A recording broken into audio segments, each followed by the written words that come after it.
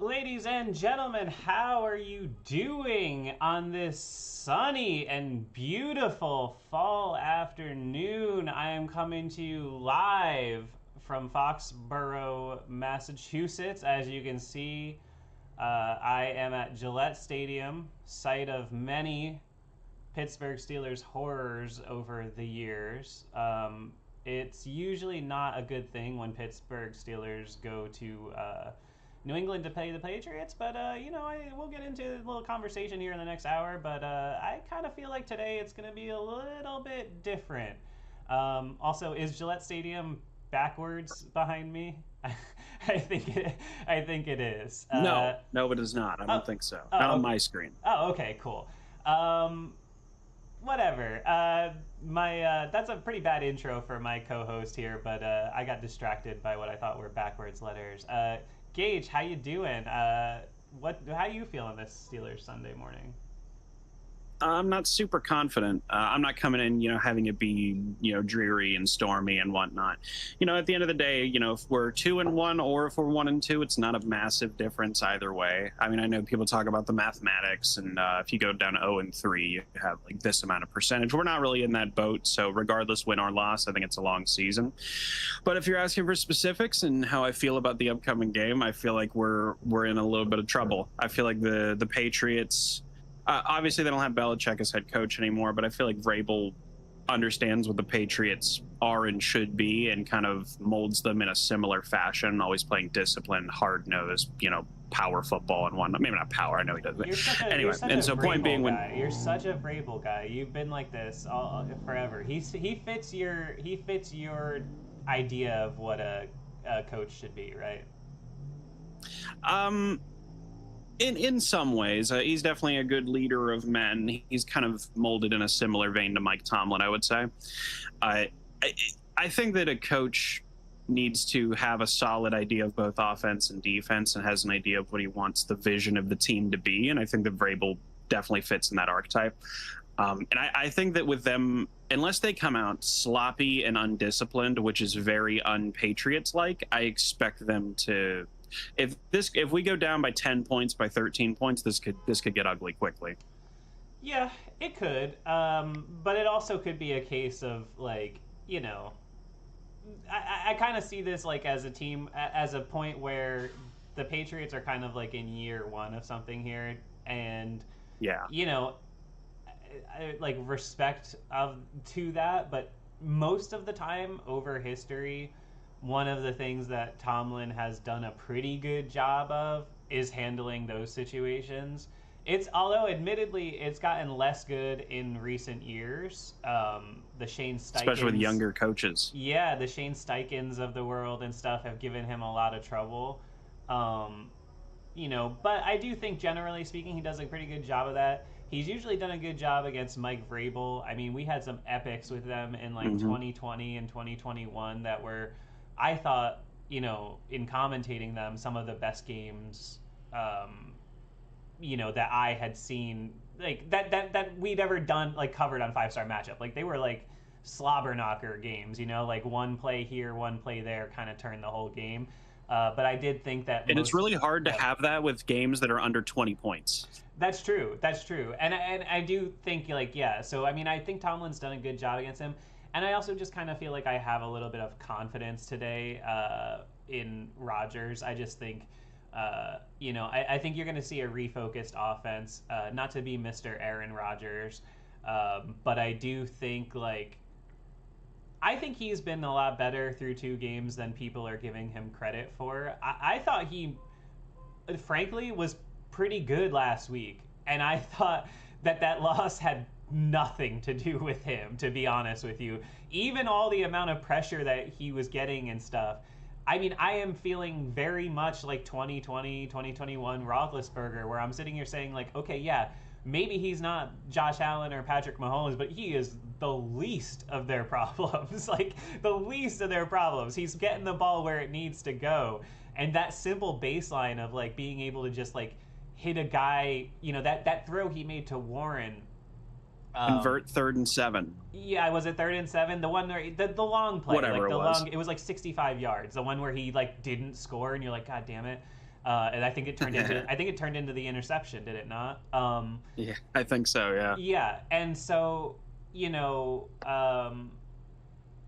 but the way he threw that just to lead him and stuff and get him going, I mean, man, that just to me was like the stuff that so often with every quarterback that we watched since Roethlisberger, you were just like, okay, he got it there, but could you ever just like lead the guy so he could get like some yards after the cat, or like, it was just such an uphill battle just to get it there, that you were never really certain of like who was good at anything, right? Because it's just like they didn't have an opportunity to do anything after the catch. And guys like Pickens and Muth are so talented that they were able to make some spectacular catches, but on a lot of balls that it's like, did that have to be a tough catch, Yeah, throwing people open was not really in our repertoire the last few years. And yeah, forgive me for quoting the show a little bit, but when you're talking about Rodgers and throwing people open and choosing the correct time to throw checkdowns and things like that, as I quote the show a bit, professional quarterback shit, which is just not something that we're accustomed to. Even with Ben's final year in the not the COVID year, but in 2021 and whatnot, like it was safe ball, but there were never, like, if you were playing 2 high safeties against the Steelers at that point in time, you were wasting your time because they were never throwing deep. And so, I mean, like, finally when people started jumping routes, we lost all semblance of offense. And so for a long time, even back to Ben's last year or two, we didn't have quarterback play that was able to, I don't know if stretch the field is the right word, but throw it anywhere that wasn't in the immediate vicinity. And so to get these little moments of football IQ that Rodgers shows he still has, or where he tricks the defense and throws it to a guy wide open, we just haven't seen that here in this offensive wasteland we call Pittsburgh in so long that it's very uncomfortable to see because it's just so dang uncommon. Right. So you think like you agree with me that Rodgers has been pretty darn good through 2 weeks. You think he deserved to win both games, correct? Like you would agree with that? Yeah. Yeah. He should be 2-0, all things considered. He was pretty much the only thing on our team that's worked the last 2 weeks. But I do take a little bit of content with me to the fact that Rodgers waited until week 2 to have his 2 interception game that I predicted it before week 1. Yes. So I was a week off on my prediction there. And especially like when you look at Rodgers, the deflection off another receiver, not really his fault. Him getting hit as much as he has, not really his fault. Like, there's so much of the game that has nothing to do with the way he's playing. I think he's been very good. Neither of the interceptions, I mean, one of them, the last one was his fault, but that was like they were already, like, the die was cast. They were losing that game. And he was just throwing it up. Like, I never care about those interceptions, obviously. That's stupid. That's like knocking some guy's 3-point percentage because he's missing like a heave at the end of the half or something like that. Like it's like a Hail Mary interception. It shouldn't really count it against them. It doesn't matter. But yeah, I mean, so I think he's been good enough, and I think that like the offense is going to kind of be I'm hoping a little refocused this week, just because it did feel last week like it was very sort of like lackadaisical, and you're not seeing that sort of professionalism. The one thing I'm going to say though, imagine that. Yeah, I know. But the one thing I'm going to say about the offense is I still feel the same way I felt now for 2+ years since they got rid of Deontay Johnson, is that they just don't the receiving room is just not good enough. And I'm like tired of like being gaslit into like, oh, well, they got good tight ends and they got running backs, and like I'm just tired of it. Like, it's just not good enough. It's not, I mean, I've seen the Steelers go into seasons before where you were like, wow, I don't know who's going to make this, like, I don't know who they're going to cut, because like they got 6 good wide receivers and Jericho Cotchery can't even get playing time or whatever, whatever it is. But like, it's just, now I'm like, okay, it's year 3 or 4 or whatever it is for Calvin Austin, and I'm like, is he a good player? I don't know. He does some things once in a while where I'm like, yeah, that was pretty good. He's fast.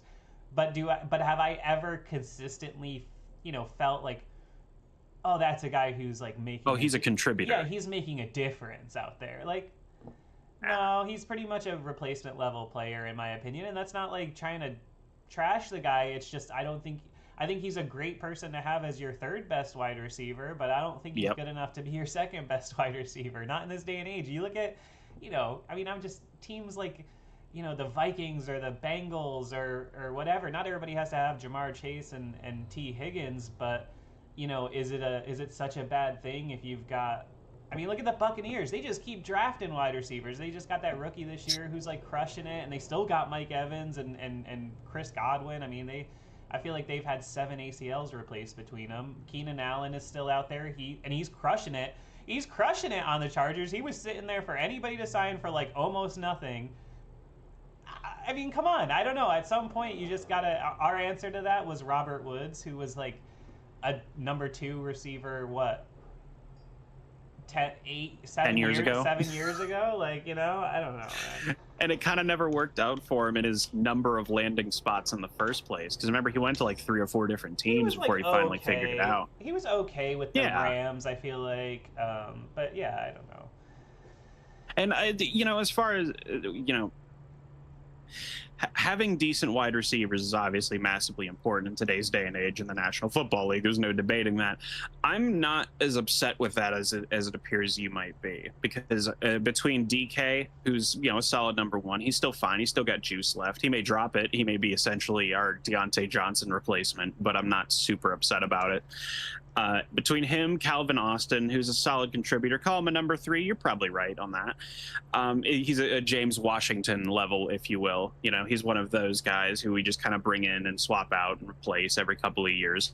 But between those two and the fact that if I'm not mistaken, someone please correct me if I'm wrong, but like I believe we run more like 2 tight end sets than like almost anybody in the NFL right now. Like we are coming out at a ridiculously high rate of 2 tight end sets. I know you don't like hearing that. And do we do it in some like amazing fashion where you're watching the 2011 Patriots and you're like, holy shit, Gronkowski and Aaron Hernandez are crushing it? No, we don't. So like, I'm sick and tired of fucking hearing about that. Like, oh yeah, well we're putting so, and we still can't fucking run the ball. We still can't. We never fucking throw passes to the guy. Hey, Fryermuth, I can't remember the last time he caught a goddamn touchdown. Like, I'm so tired of it. Oh well, they're good at this. No, fuck, they suck. Their offense sucks. There's a reason they run the most. It's the only thing they can do, man. No one else is doing that. No one else is doing that because it's not what anybody else is. It's not in vogue because it doesn't work, or at least it doesn't work unless you have fucking Aaron Hernandez and Rob Gronkowski out there.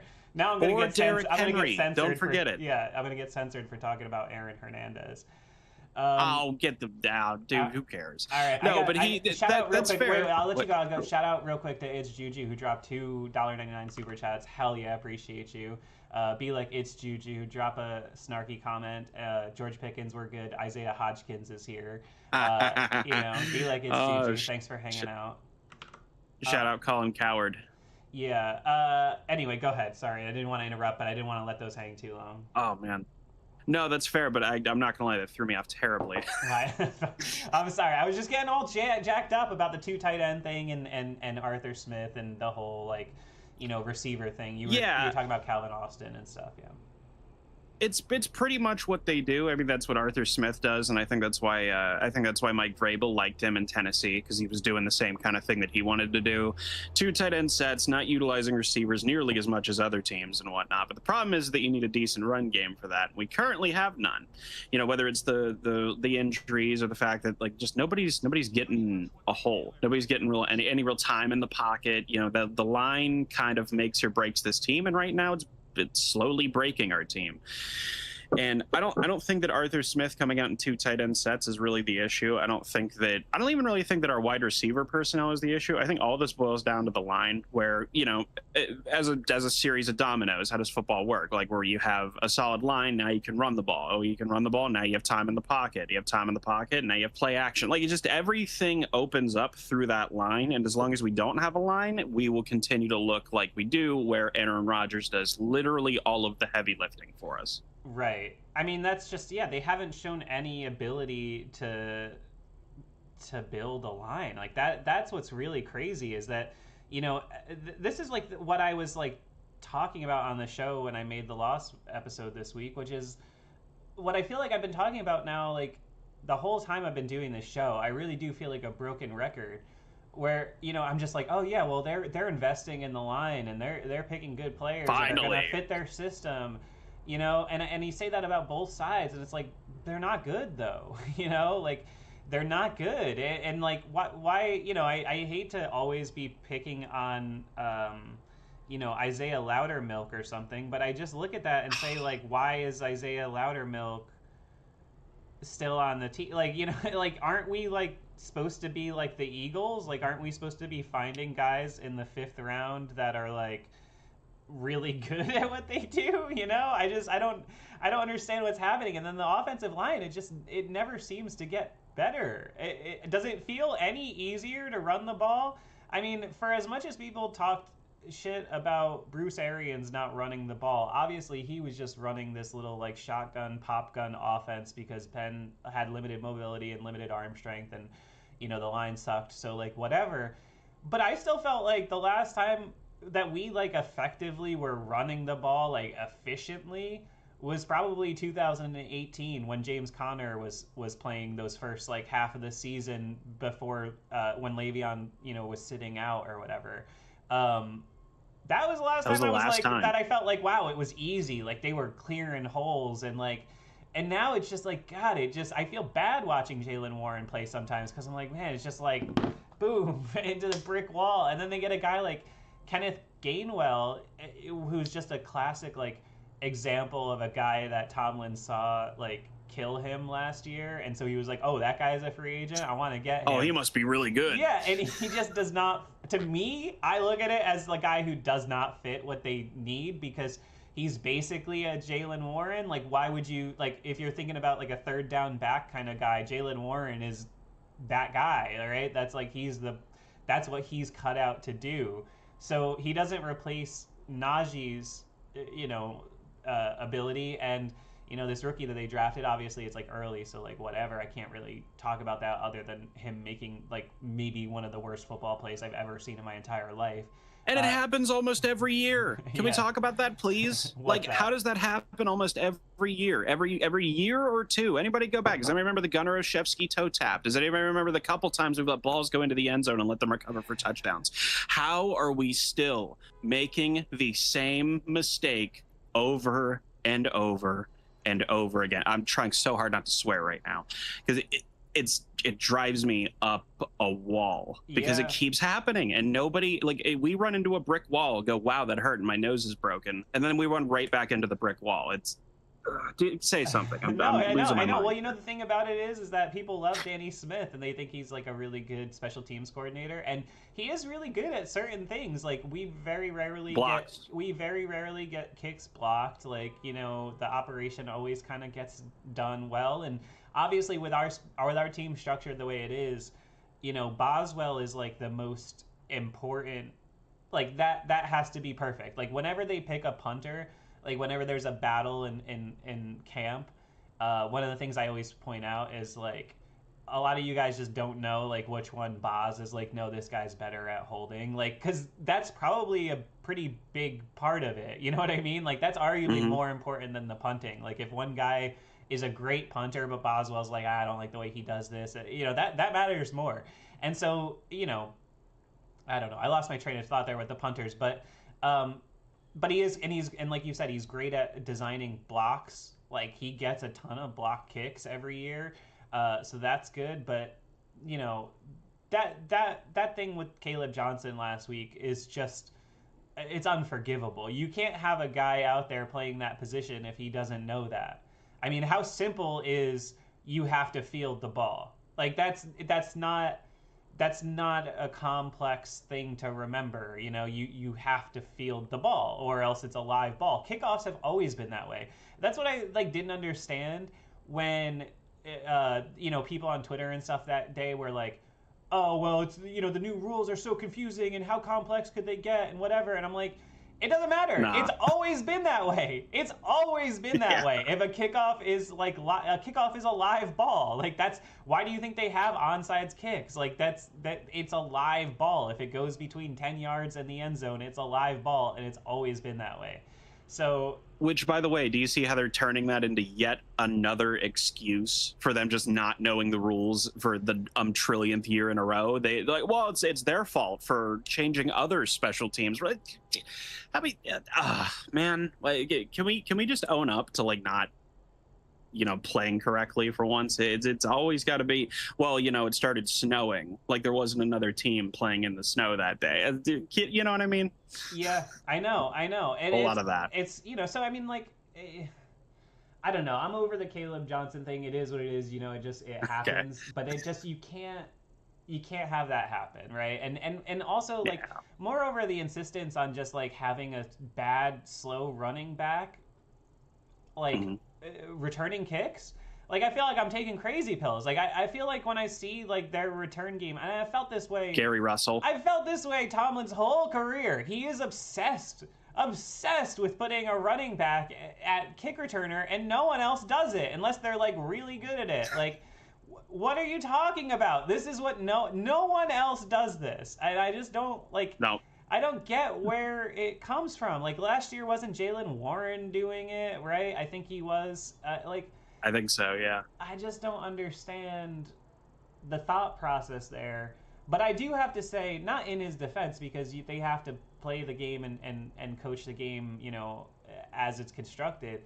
I do hate the kickoff thing, though. I hate it. It's so silly now. It feels so contrived, and, like, this is not an excuse, obviously, for what happened with Caleb Johnson, because it didn't change it. But in general, like, it's just stupid. I've been saying this for years. Just start him at the 25. I'm fine with it. I don't care. We could get rid of the kickoff. I don't need it.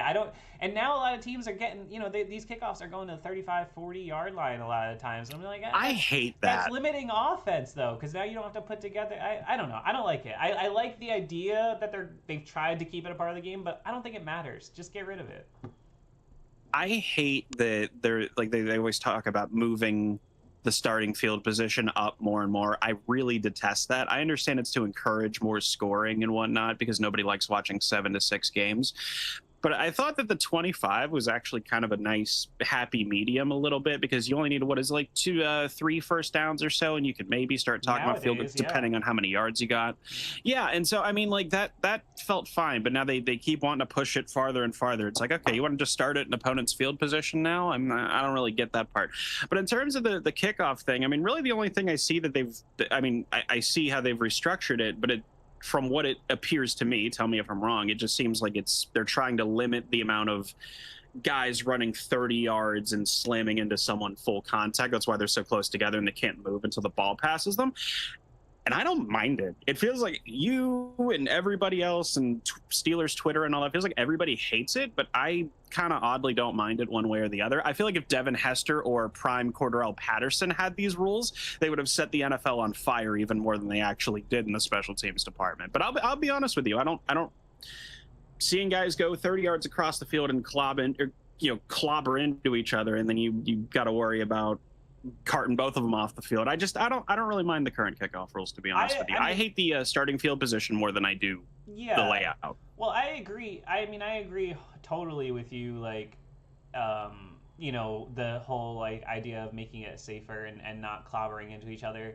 Like, I agree, and I acknowledge that like that's why the kickoffs needed to be like regulated and changed a little bit. I don't like the solution, and I just think you could just ditch it. And I just I don't think it would change really much of anything in the structure of most games.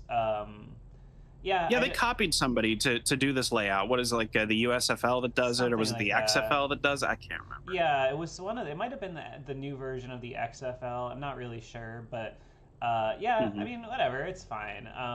Another thing that this is not related really to football on the field at all, but did you see that like really freaky weird like Aaron Rodgers AI animation that I put in the show that like Fox did last week? I'm so tired of it, man, and it's only gonna get worse. What is happening? What is happening now? It's like regular commercials on TV are just like, oh yeah, that's AI. Like what? What is I happening? asked this to you. I asked this to you specifically, Steve, but I also asked this to anybody in the chat. Does anybody else get like the uncanny valley when they see Yeah. that kind of stuff, like something that looks human but isn't quite? I hate these AI transition kind of the kind of material that they put on TV nowadays. It's very uncomfortable to watch for me. Is anybody else say that? Am I crazy? I don't know. Some people feel that way, and some people it doesn't bother them. You know, it's bizarre though, because it's like, what? I don't need that. Like, I don't need like Aaron Rodgers animating from 25 to 40. Like, I'm not interested in that. He's already like seeing it. I don't think people realize that. For me, seeing Aaron Rodgers in a Steelers uniform is already entering the uncanny valley every week. Like, I already feel like I'm on like season 9 of like a Madden franchise, you know, like, and I just like, Yes. I don't need to see him like AI generated and like turning into like different versions of himself. And having 7 fingers. I don't need that, I don't.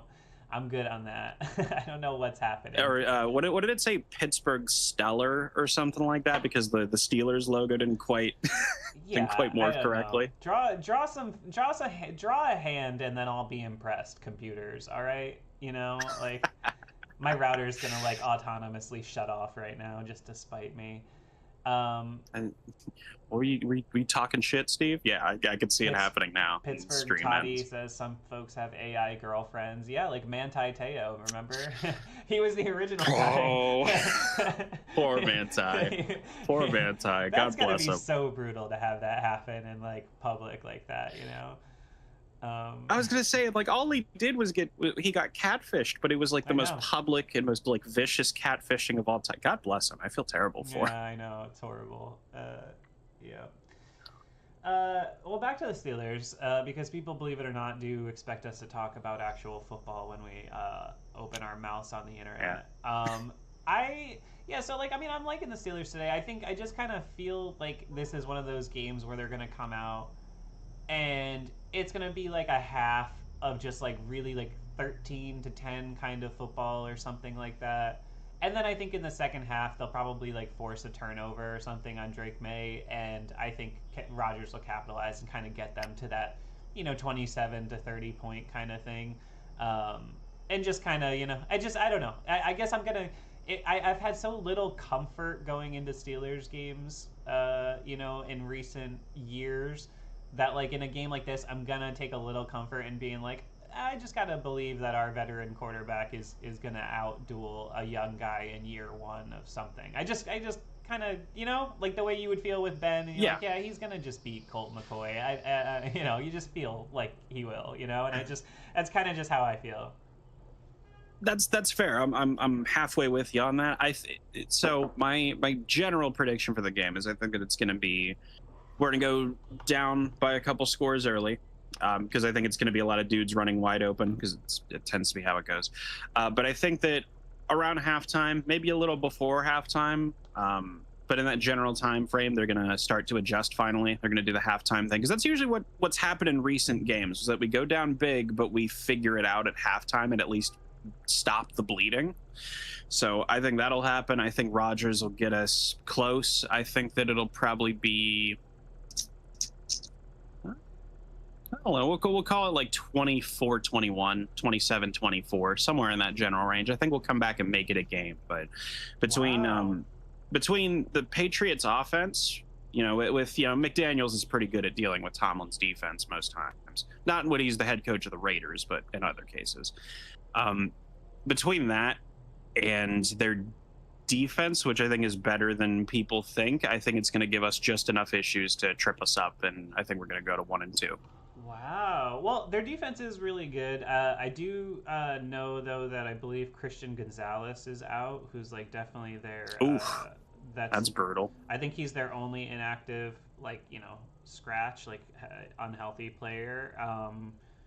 Let me see. I'm just pulling that up right now as we talk, because that's a big loss for them, obviously, because he's a great player. Yeah, he is inactive. So is Tommy DeVito. Did you know Tommy Cutlets was on the Patriots? I didn't know that. Goodness gracious. For us, we have Joey Porter Jr., Deshaun Elliott, Alex Highsmith. Oof! Imagine if you told me like before week one that that was gonna be the like week three like inactive list, and then two backups. So yeah, and it'll be interesting to see if like Jabril Is Peppers. Harmon out? No, he's active. They're Oh, yeah, I mean, okay. he'll probably not play. I wouldn't imagine he'll play too many snaps, considering it's still going to be like September football and hot and like his first action. But Yeah. should make a difference. I mean, any snap he plays is a snap Loudermilk's not playing.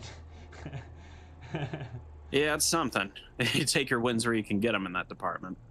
But yeah, I mean, we'll see. You know, hopefully it goes well. I think like yeah, I see the offense kind of getting it done. The defense, I just gotta think. You gotta imagine like some pride is gonna come out, right? I mean, those cornerbacks you're talking about, Darius Slay and Jalen Ramsey, like how they're not gonna just keep getting gashed, right? On the back end and like I don't know the front seven could it be where like do the Patriots even really have like a big time like running back? I don't know. I feel like they're probably trying to build that, but I don't even know who they're. Do they have Ramondre Stevenson still? I don't even know I who was they're.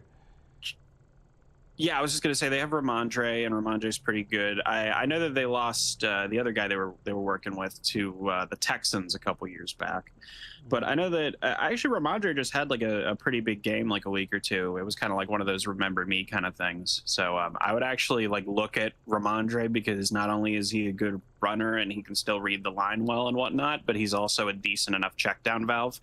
And if there's one thing we've learned about the Steelers and their affinity for cover three, well, it's more cover two now, but in years past, their affinity for cover three usually leaves checkdowns wide open. So that might be a problem.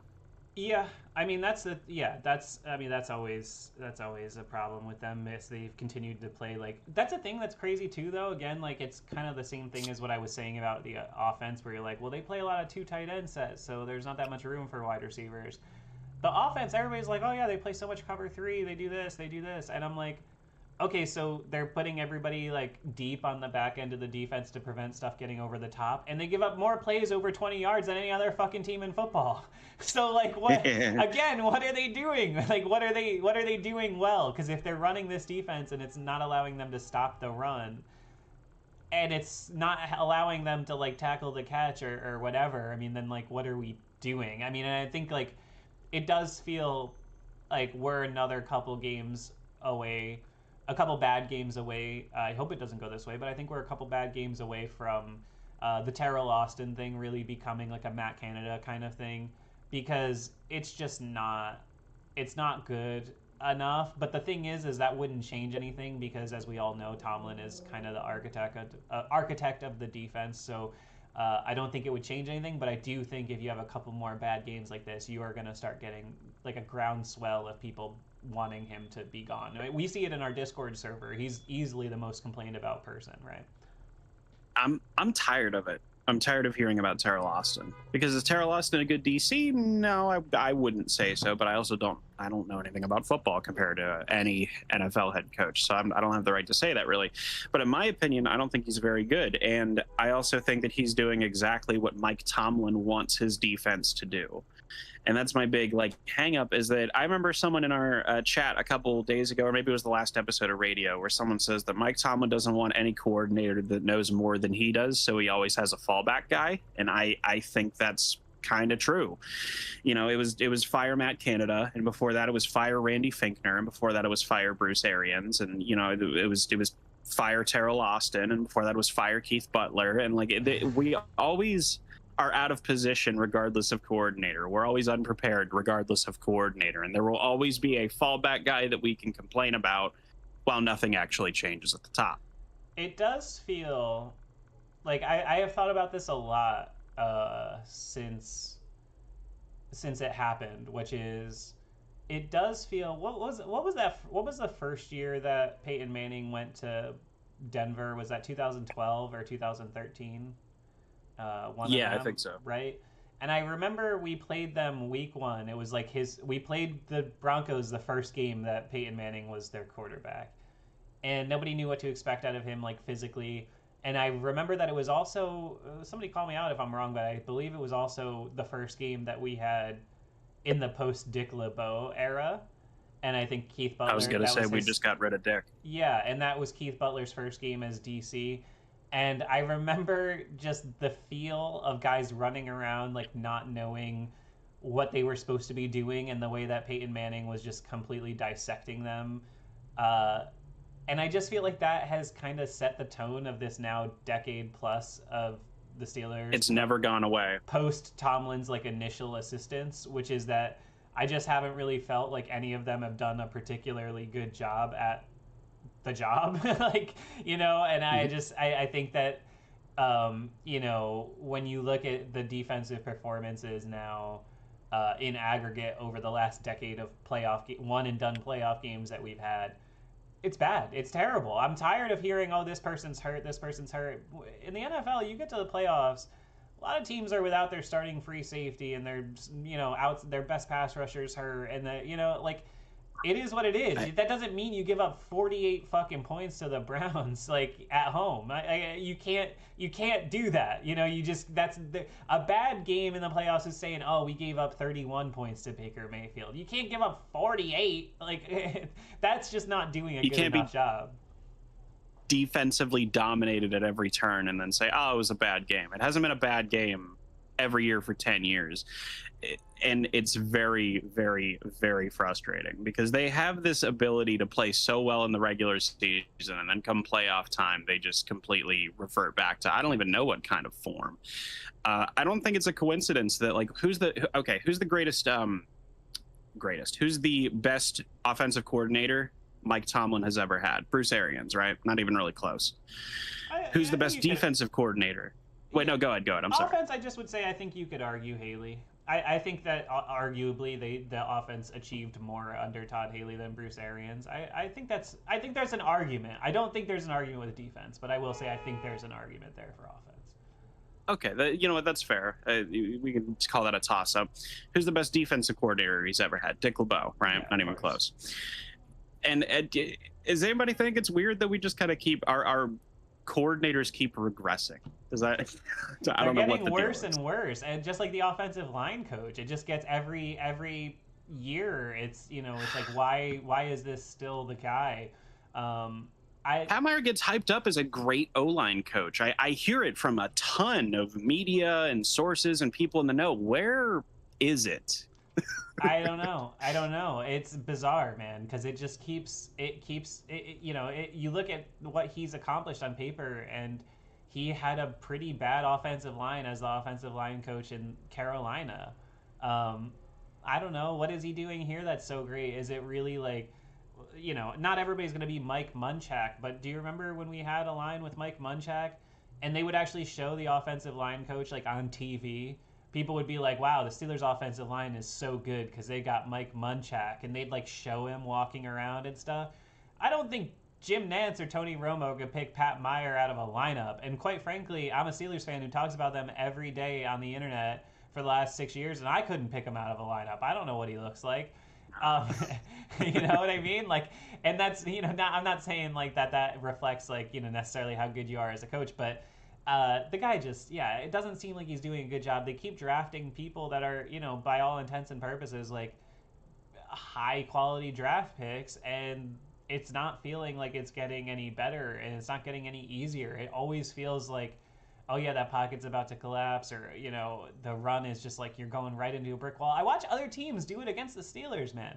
It's not, the way the NFL is now. Did you watch Barkley last year? Okay, on those Eagles teams, I realize not everybody's going to be Philadelphia with an offensive line like that, but they were just like lining up, and he'd get 6, 7 yards, 8 yards, like just Every time. all the time. And yeah, they'll be It was a like a couple, college game. yeah, exactly. There'll be a couple where you get stopped short or 1 yard, but his average last year had to be over 5 yards a carry. I'm sure, probably more than that. Easy. Yeah, and so like, I'm gonna look that up. yeah, I bet you it's got to be close to 6 because he had some ridiculous games last year. And the Steelers, it's like it's like impossible sledding to get a guy to average 4.0 yards a carry. I don't know why it's so hard and why it continues to be so hard. 5.8 yards per carry Yeah, in that's 2024. crazy. That's crazy. Could you imagine a Steelers running back averaging 5.8 yards a carry over any length of time whatsoever? I mean, Not Jesus. since Le'Veon Bell. Jalen No. Warren's got 25 carries for 85 yards in 2 games this year. Oh, poor Jalen. You know what I mean? Like, what are we talking about Yeah. here? We're not even playing the same game. I watch these other teams play. You know, I watched the Bills the other night, and I'm like, man, it's just not even we're not even playing the same. We're not even doing the same thing. It has to get better. Maybe this is me just like clinging on to the last It little can't bit get of hope that I got worse. for this year. No, like, or not for this year in particular, but just like to establish try 8 years in a row to establish a run game and to be unsuccessful 8 consecutive years is kind of crazy. But it's just, it has to get better at some point. Like, Arthur Smith is not a bad coordinator. Our offensive line is not a bad O-line on paper, talent wise. Like, we have decent players and a decent rapport and a good coach. Like, it has to get better at some point, right? We can't go 17 more games I don't know, of not Gage. knowing how to run the ball. I don't know, Gage. We've been doing this show now. This is season 7 of 5-Star Matchup. Patreon.com/5SMU if you've been around since the start, or you could become a member on YouTube now. We have that enabled again for whatever reason. You can do that, whatever. Give us $5 a month. Like, you know, we work hard for you.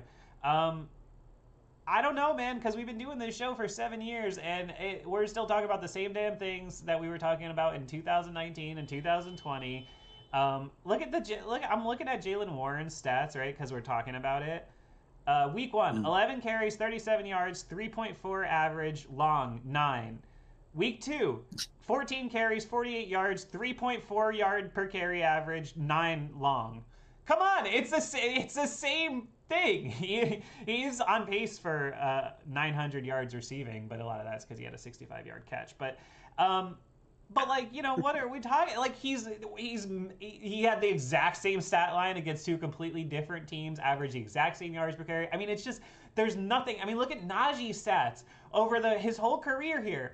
Every year, except for the first one when he had Ben, when he actually caught the ball a bunch, they were exactly the same. He played 17 games every year. He'd have 1,035 yards, you know, 1,000,000 attempts, 7 touchdowns, 4.0 average, 3.9 average, 4.0 average. Like, that's all. It was every single year. And it's like, at some point, like, how are we?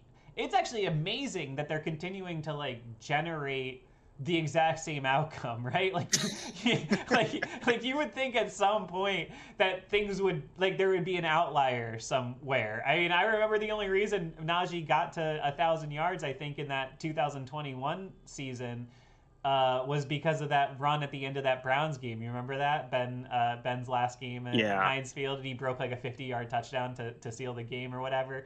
Beautiful like moment. The only breakaway of his career. Literally, that's the only long run of Najee Harris's career, if I'm not mistaken. I'm not even trying to, you know, I like Najee, but but it feels like with our run game feels like how Browns fans were talking before the Stefanski era, where they were talking about how it is statistically harder to be this consistently bad than it is to occasionally stumble ass backwards into being good every now and again. It's actually kind of impressive in our run game. I know, it's a bizarre thing to witness, and the outcome of the season is the same every year too. I mean, it just feels like you're. I mean, it really is getting to be just bizarre. You know, every single season now. Like, I remember a couple of years ago in 23.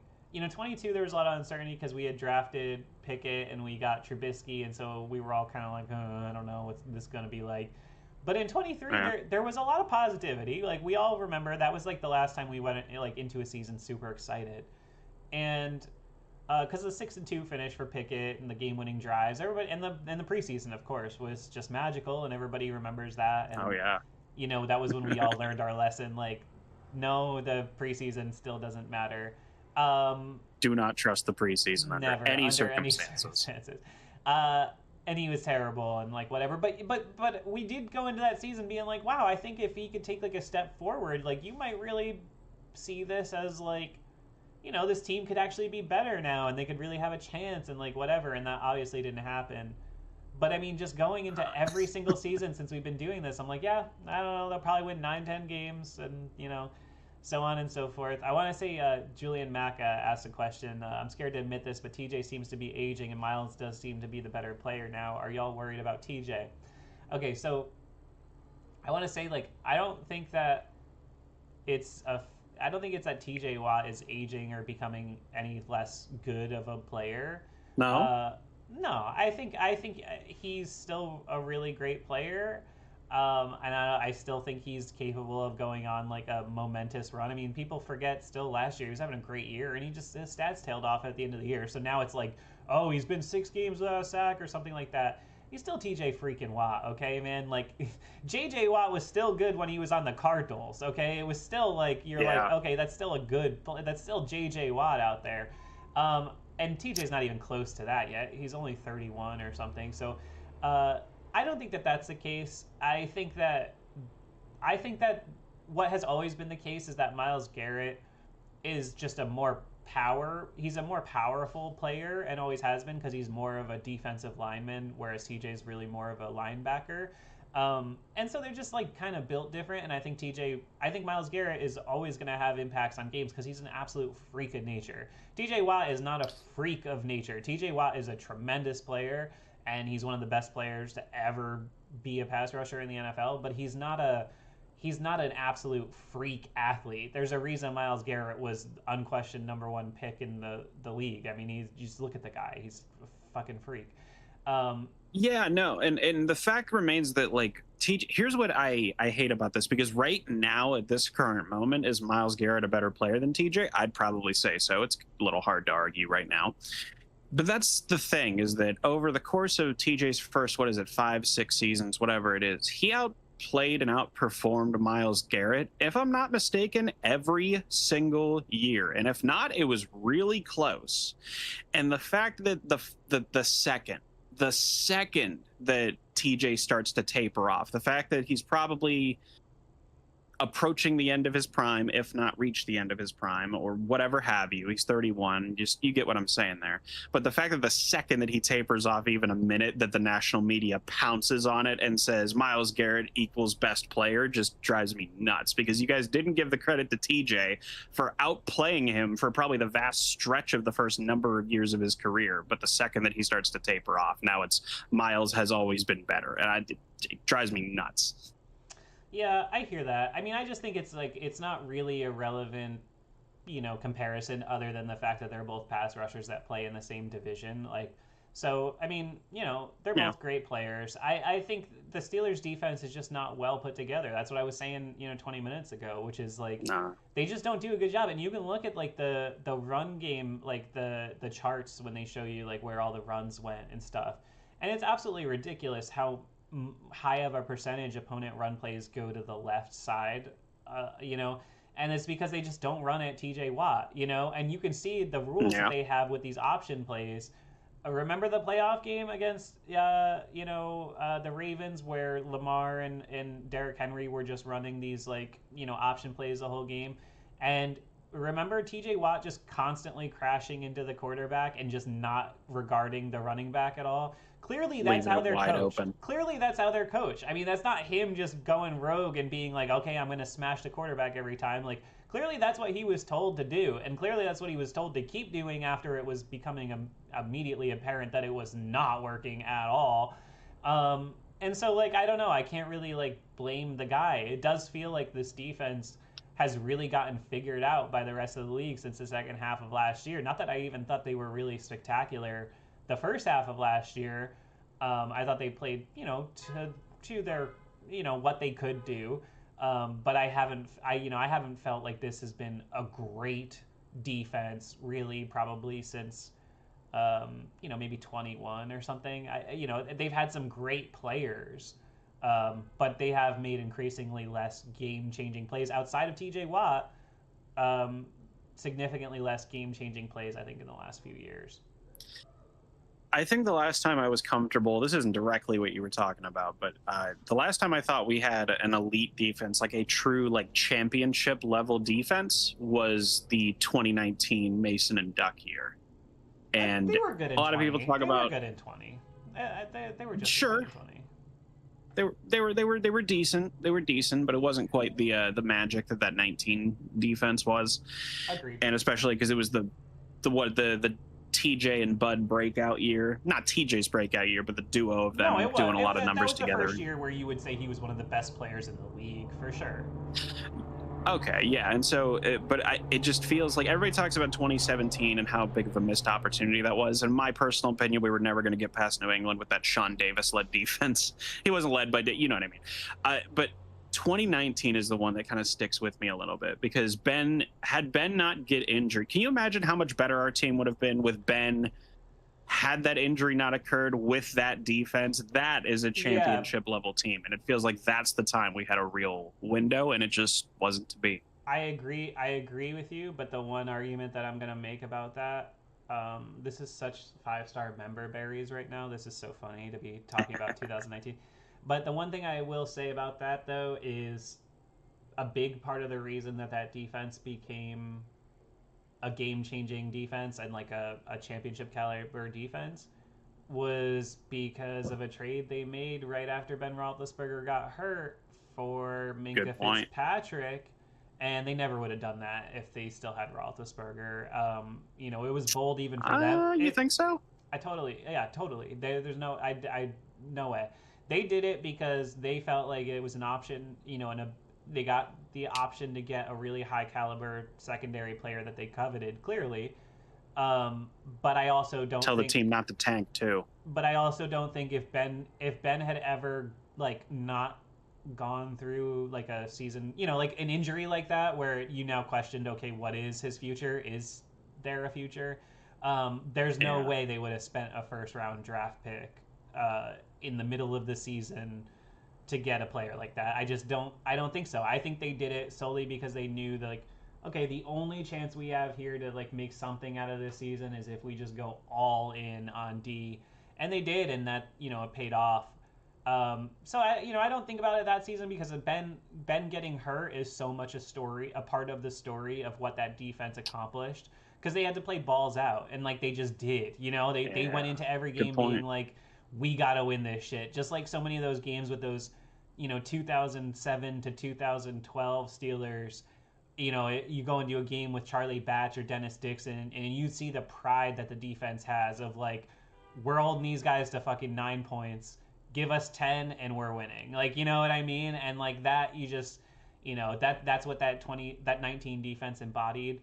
But it just, so much of the story is just because of Ben got hurt. But it's a good point. Well, made for great content too. It did. It was a lot of fun to get the year started that year. We went from 0 to like 1,900 subscribers that year. But it was a lot more fun doing it when Ben was here. It was more fun when we threw some touchdown passes. Just like week 1 when we threw 4 touchdown passes with our new quarterback, Aaron Rodgers, who's going to maybe do that again today. I'm feeling he's going to throw like 3 touchdown passes today. That's what I think. I know it's you're not as rosy. It's entirely possible. They're winning. I've convinced myself. Luke, man, I hope so. What? I've convinced myself. We've been on the street. I mean, I said it when we first started, but I was just doing it to defer from you. But now that we've been on the air for an hour and I'm like alive as a Steelers fan again. See, this is like what happens with this show is I spend all week just being like, I fucking hate the Steelers. And then I get on the stream and I'm like, no, fuck you. The Steelers are going to win. Like, no, they're terrible and they suck. But they're going to beat the Patriots today. They're going to score 27 points, and they are going to beat the Patriots 27-18. What do you think about that? I'm going to say 20. Yeah, here, I'll give I gave 2 scores last time, so I'll middle it out, and I'll say 24-20 New England. Wow, I hate it. Hate you. I know. Terrible. I know. What a bummer. Well... folks, thanks for hanging out with us on this impromptu stream. I'm not even kidding to you when I say that we decided to do this like 11 minutes before we got on the air.